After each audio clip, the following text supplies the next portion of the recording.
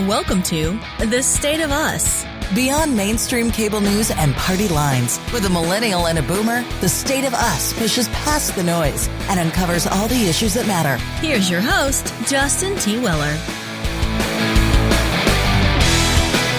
A flurry of electric vehicles are coming on the scene in 2021 and 2022.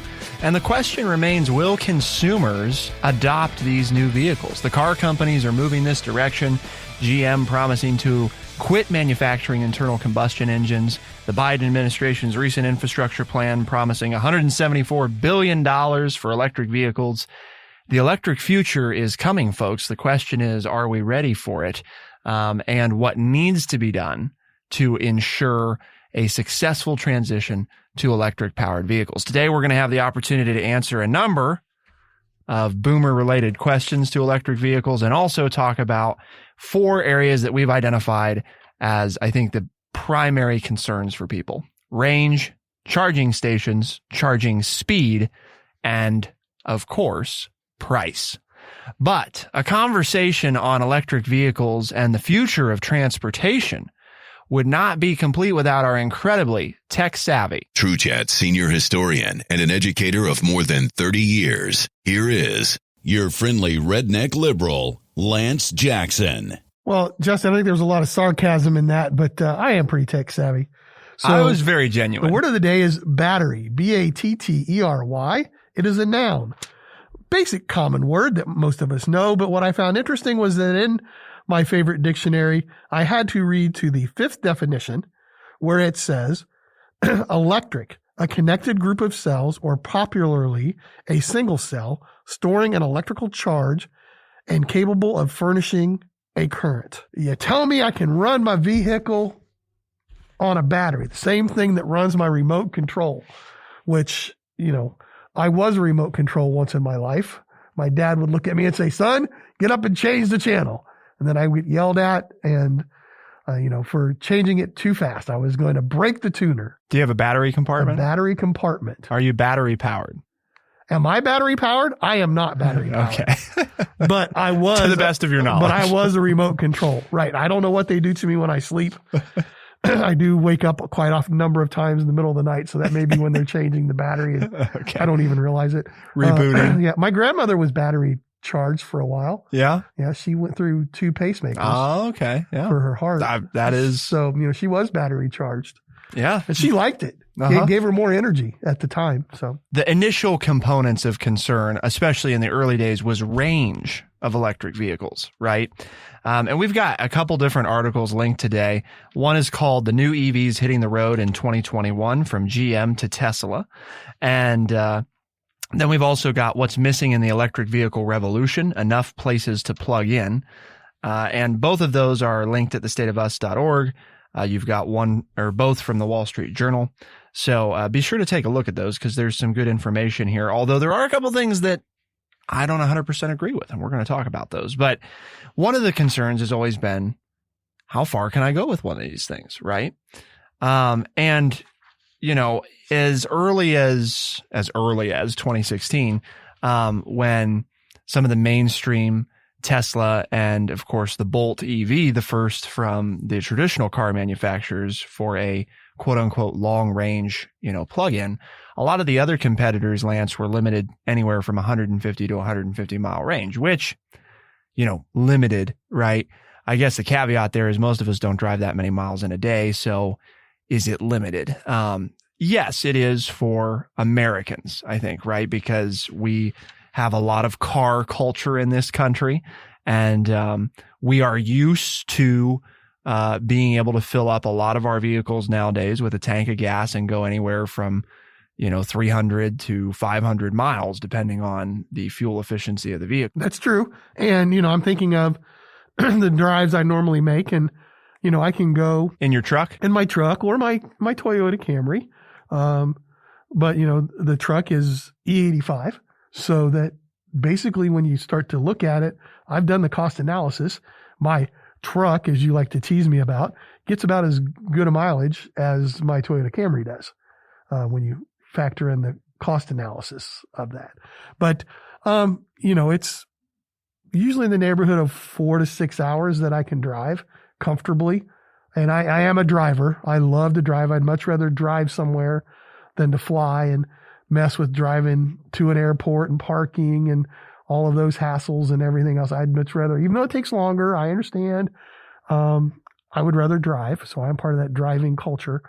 But I can drive for 5 or 6 hours without needing to go to the restroom or getting something to drink or getting out and stretching my legs. So that 400 mile, 500 mile range is about as long as I can sit in a car and drive. So the range is important. I do understand though why it's bigger in Europe, because they're not going to drive 3,000 miles across country.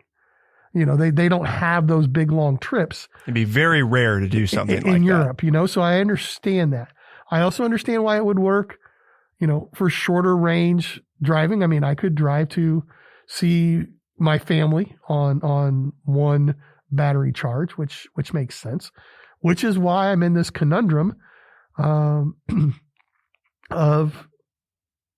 do I buy a battery powered car, an EV, as they say in the vernacular, with my next vehicle purchase? And there will be another one.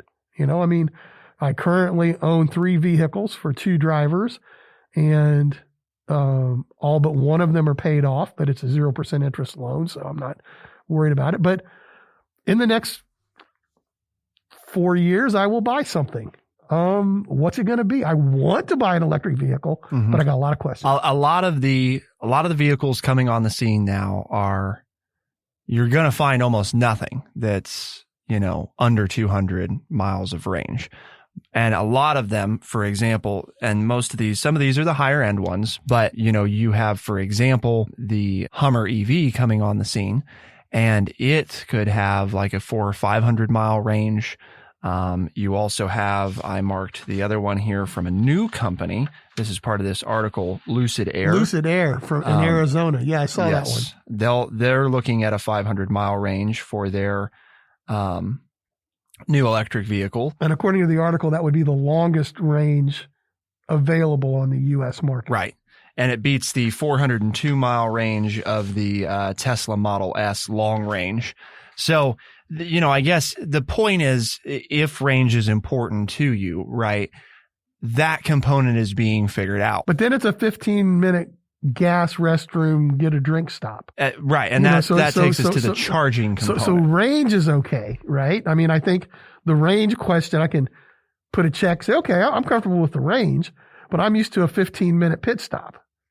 And there's this gentleman that drove 1,900 miles in his Chevy Bolt, and it took him 58 hours because of all the charging. And the article says that, you know, for versus about 30. So almost twice as long, dude. Come on now. I like to drive. I like to be out on the road, but not forever. So what are we going to do about the quickness of this charging? Or, you know, I mean, okay, so I can go my 500 miles. That's fine if I want to spend the night.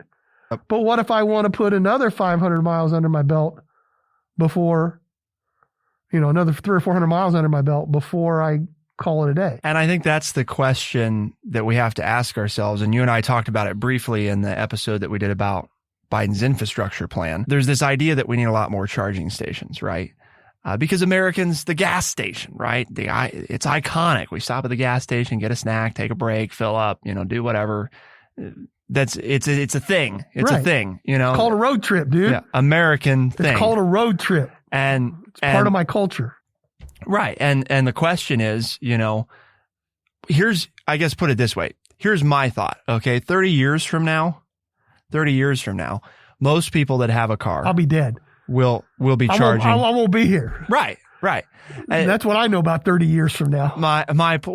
You could be here. You don't know what they'll come out with. I could be. Yeah. If I'm lucky, my grandma lived to be 92. That'd give me another 32 years. If our National Geographic Explorer guy comes up with his Immortality Inc., you could, you know, maybe they'll reverse age you. There you go. And you'll go back down to 30. So. I don't like me at 30.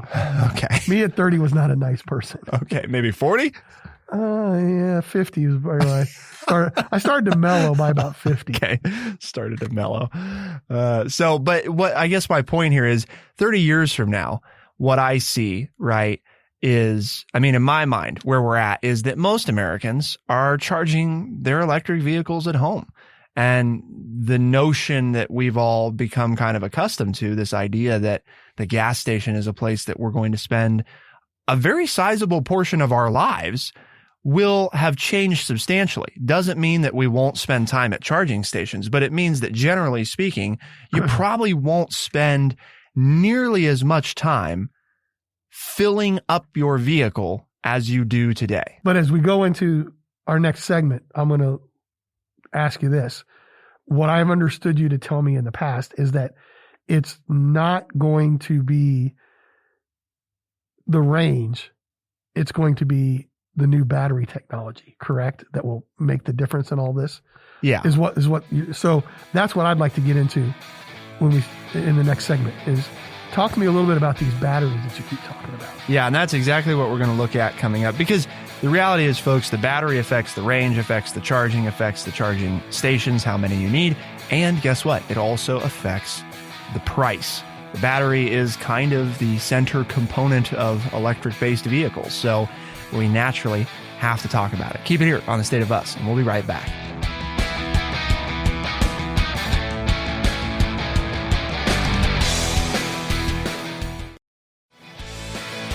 We are The State of Us. Here's your host, Justin T. Weller. As we talk about electric vehicles, and we've talked some about the range, I think the range component's pretty clear that for most people today, it's not an issue, right?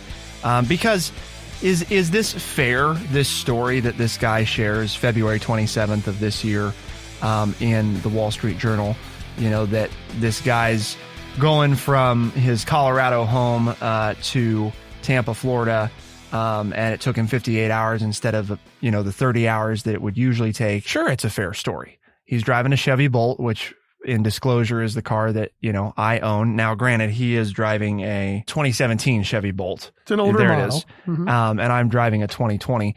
The only major change between those vehicles, they look the same, right? I mean, in appearance, they're identical.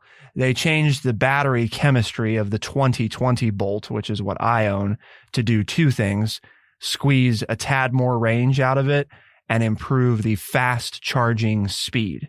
And that's what we have to talk about. You and I have discussed this before. Yeah, but that's a misnomer. What? Fast charging? Yeah.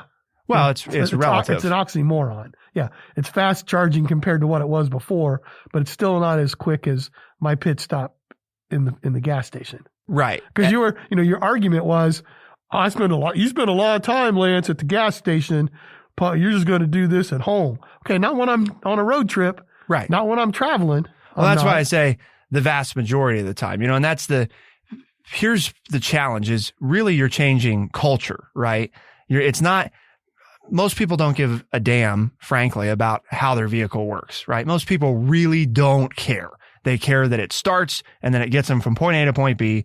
And they are used to spending 10 minutes at the gas station, once or twice a week, right? I mean, they are used to that. That's just how it is. That's you own a car. That's how it is. Right. So even if you do something and say, well, let's add up that time relative to what it would take you to charge your car on a weekly basis. And now you're going to have to spend, almost twice as long on your road trip. But the time that you saved over the year, your total time, right, is still actually less. You're actually still spending less time today with existing electric vehicle technology. You will spend far less. You will waste less of your life, right, standing at a gas station, charging station than you do right now.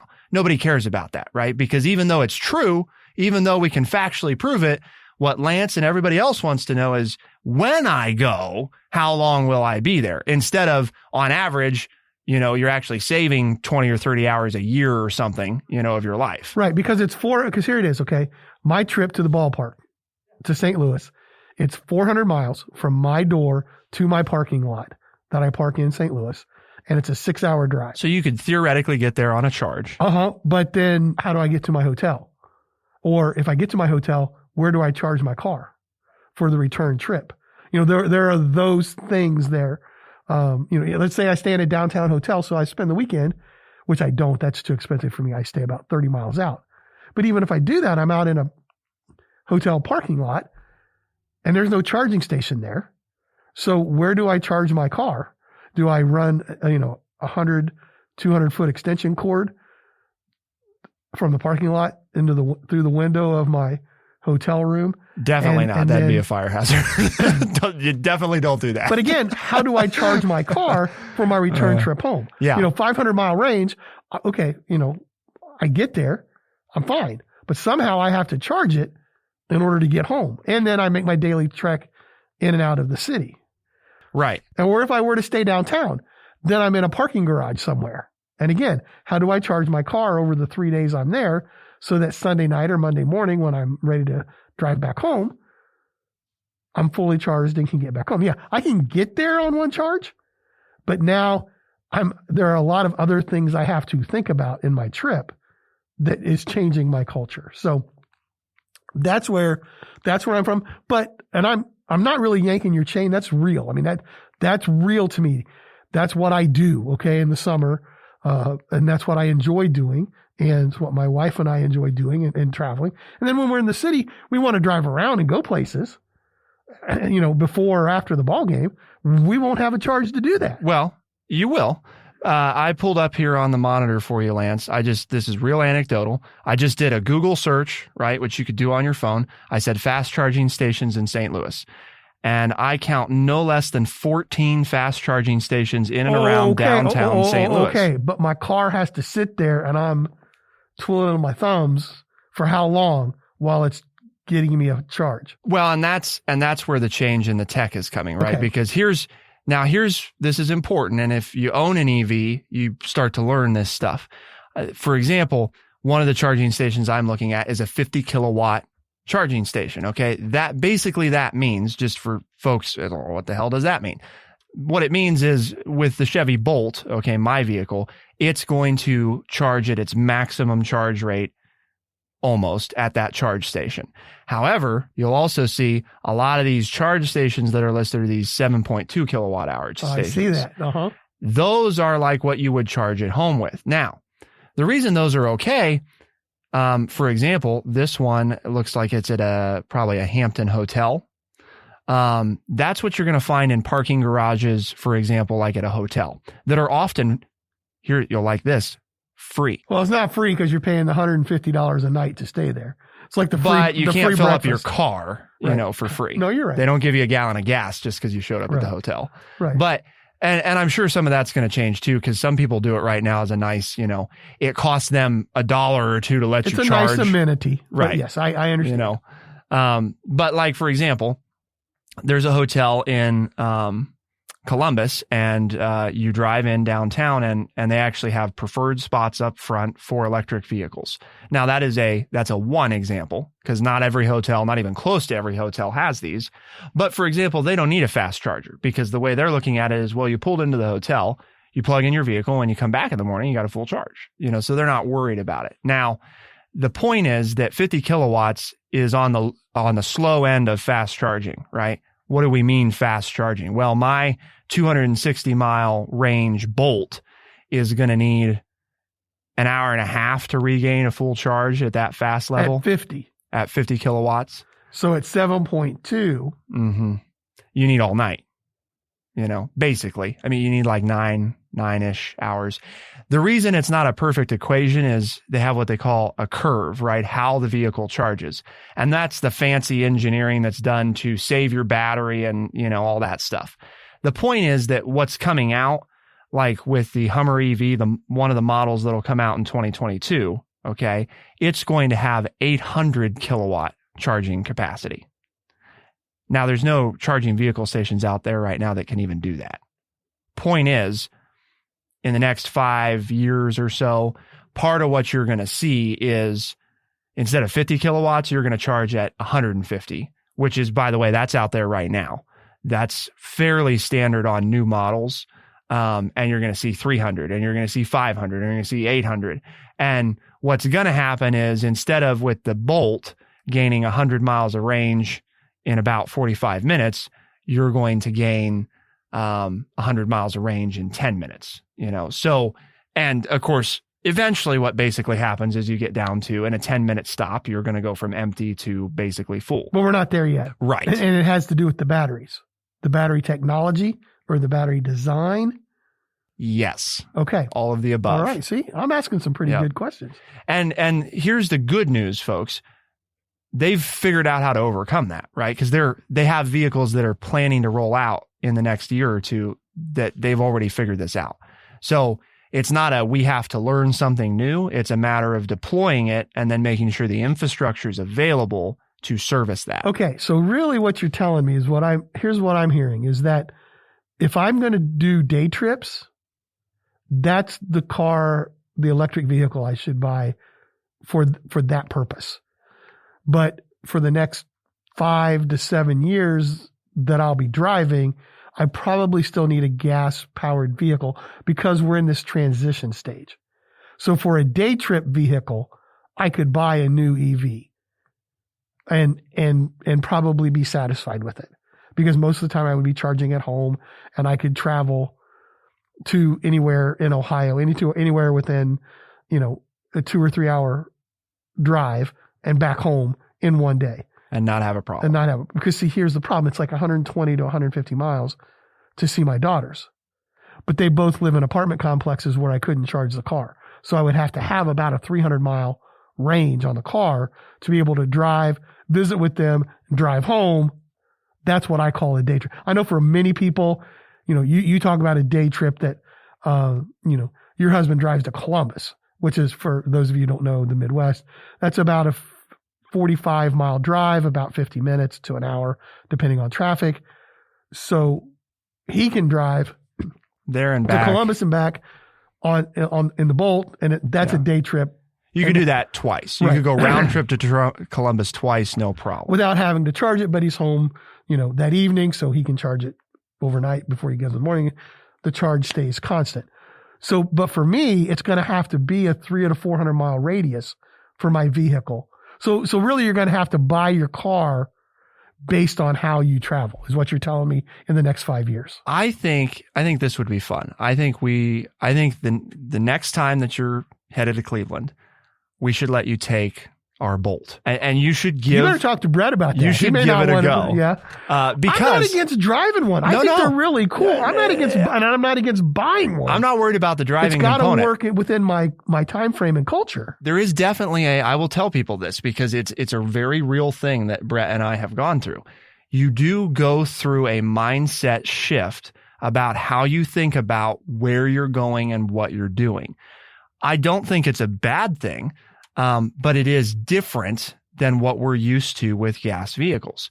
I think that's mostly going to disappear over the next 5 to 10 years because we're going to have, in my opinion, what we're going to do is build to meet the culture, which means that we're going to spend a lot of money building a lot of stuff we don't need 10 years from now, but it'll make the transition happen. So I guess it's worth it. It's a shame that we have to do it that way, because it would be more efficient and save all Americans money if we didn't have to do it that way. What you're doing is going and visiting your daughters. My guess is, and this is just a guess, there is a fast charging station within a few miles of, where at least one of your daughters lives. Maybe not both, but one of them. So you leave with your full 260 miles of range on the Bolt, right? And you roll into Cleveland and you've only used a little, maybe about half, or a little over half, but you wouldn't want to set out back home with, I don't know if I'll make it or not. That's not, that's no good. So you find the nearest fast charging station and you plug it in. And even though it's going to take an hour and a half to charge, you're there to visit your girls and you're going to spend 3 or 4 hours talking to them, and it doesn't even need an hour and a half because it's only half empty. So it's probably 45 minutes to fully charge. So I think the point is if people think about it, and that's what people don't want to do. They don't want to think about it, Want the convenience. Right. I mean, we're Americans. We want the convenience. And they've improved that, like with apps, for example. It doesn't work for Lance because he doesn't have a smartphone. But the car has the app built in. So you don't have to have a phone for that. You can just use the car and pull it up that way because they're out there with the range. Now, you're going to pay for that. you're going to pay a price point you may not want to pay for a vehicle. So range anxiety, folks, it's a fear that people have of running out of charge. Most people don't have that same fear with running out of gas because they have a built-in confidence that a gas station's right around the corner. There's more to talk about, though.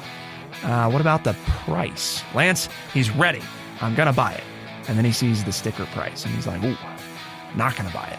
So what do we do about that? Keep it here on The State of Us, and we'll be right back.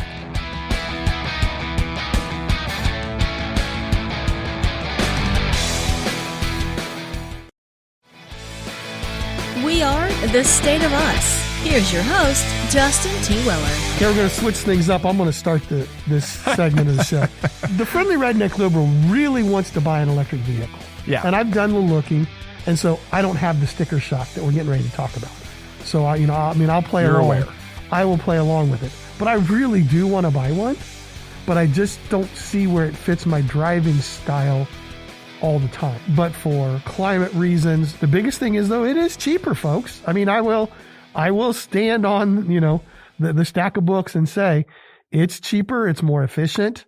They run very well. I've ridden in a couple hybrid cars. I had a hybrid car once on a trip as a rental car. I'm not against it at all. It doesn't fit when that once, twice a year for the pandemic, maybe a dozen times a year, where I took off and was going to put 1,200 miles on a car, 1,500 miles on a car in a week. And I just don't see where it fits for that. And so there it is, and we can get into talking about the sticker price because, yeah, they are relatively expensive, but then there's some tax rebates and some government rebates to encourage this.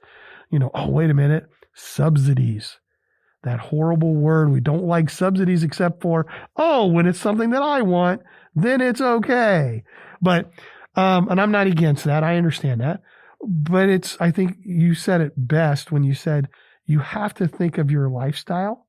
And for me, I think what I need to do is I need to buy my next car would be an electric vehicle for coming into the studio, for driving around town and running to the grocery store and going to Walmart and have one of those available.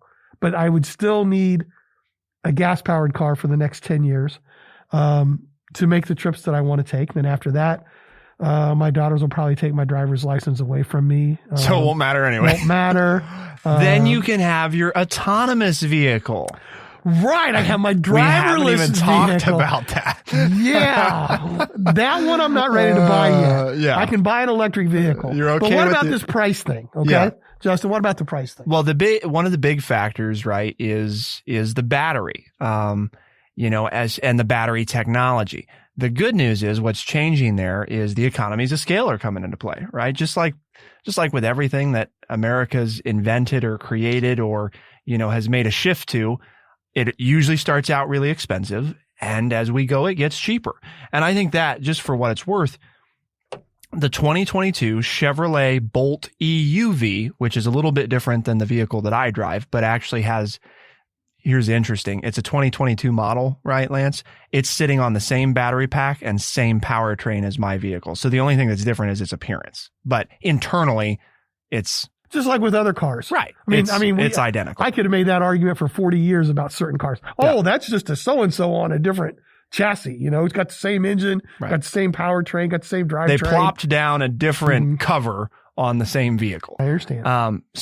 But the reason I'm mentioning that is because it starts at $33,995, and that's no federal tax credits. No, we're not talking about, after incentives. No, you can go right now, Lance, write a check for $33,995 and purchase a 20. Well, it's not available then yet, you got sales tax. Yeah. And so for about $36,000, yes, I could drive it off the dealership.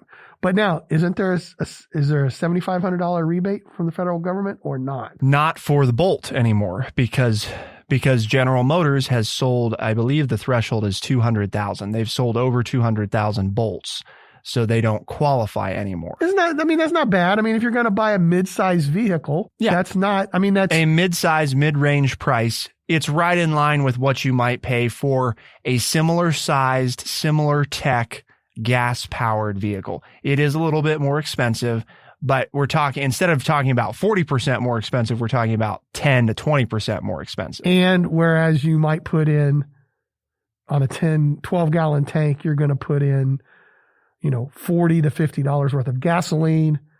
Here's your savings. What's your electric bill? And you can't count yours because you have solar panels and you're getting free electric and all that other communist stuff. Right. But I've got it figured out. You get the system going. You're really playing the system, and I'm proud of you. No, I really am proud of you for it.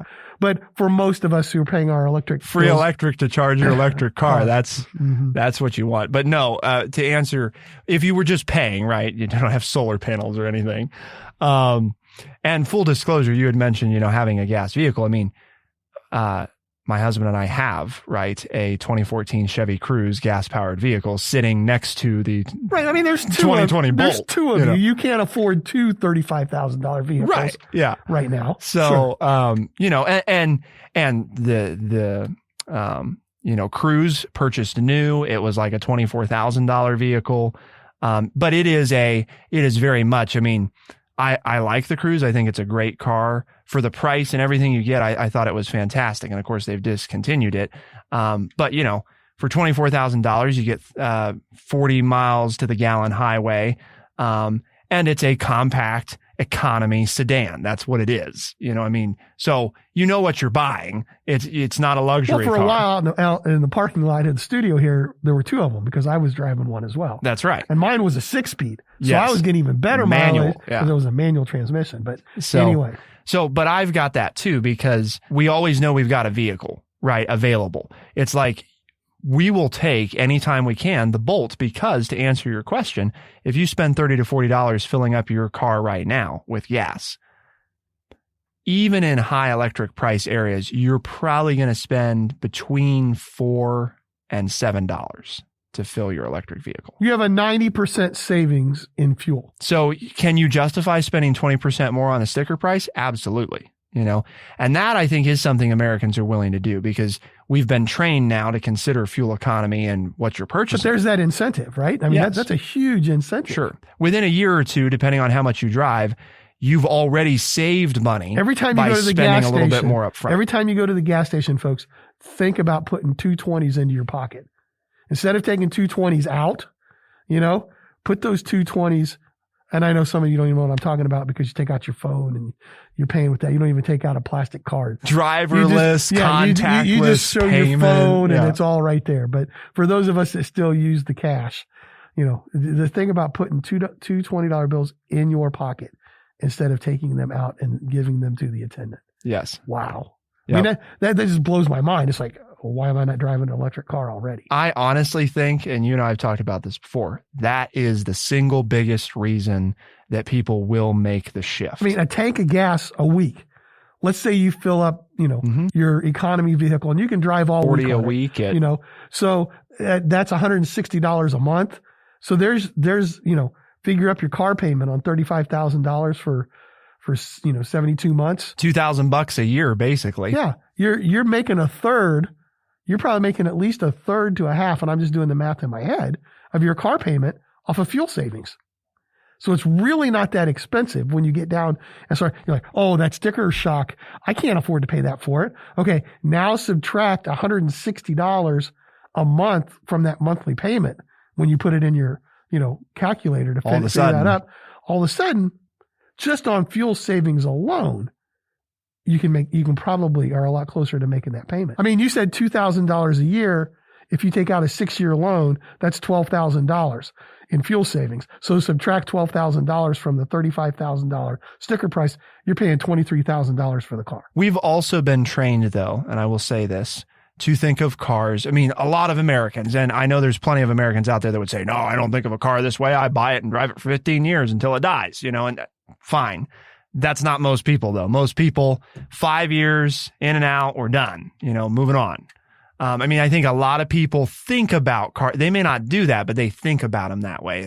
It's a 5-year, I'm going to have this thing for about 5 years, give or take, and then I'm going to buy something else. Well, that's why they price them the way they do and say, we're going to give you 60 months on a loan. Exactly. Because that's how long the average American will keep a car. And then you'll be ready for your next loan. And we feed the consumer industry and yada, yada, yada.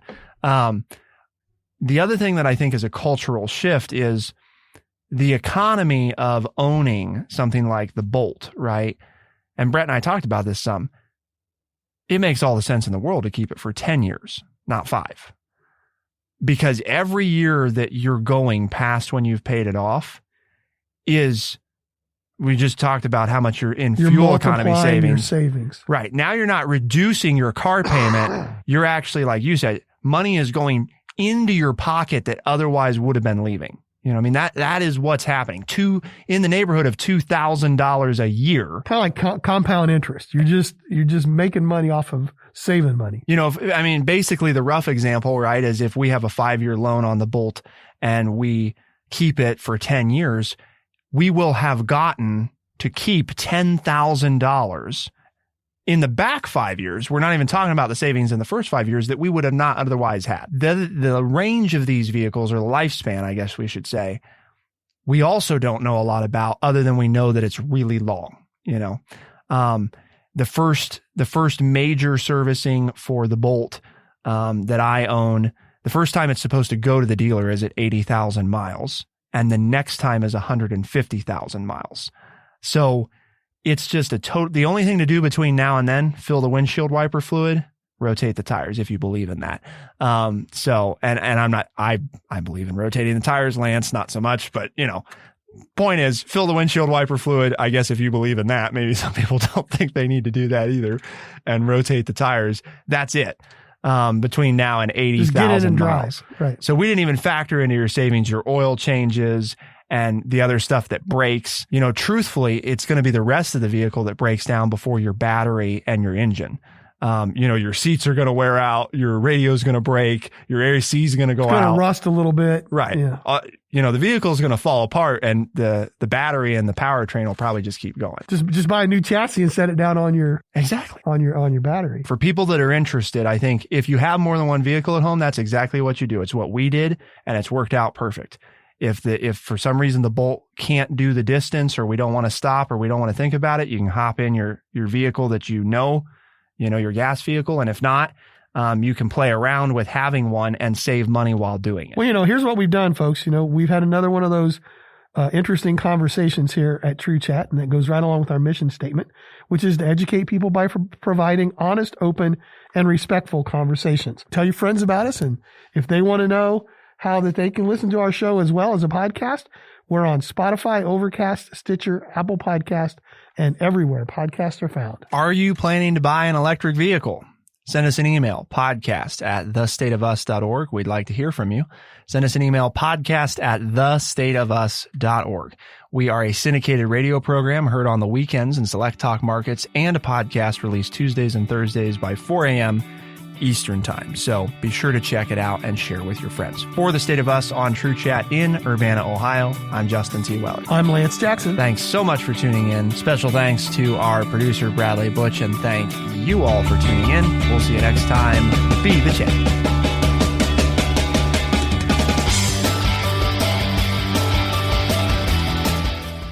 Be sure to check out our website, thestateofus.org, for books, articles, and all the ways to tune in.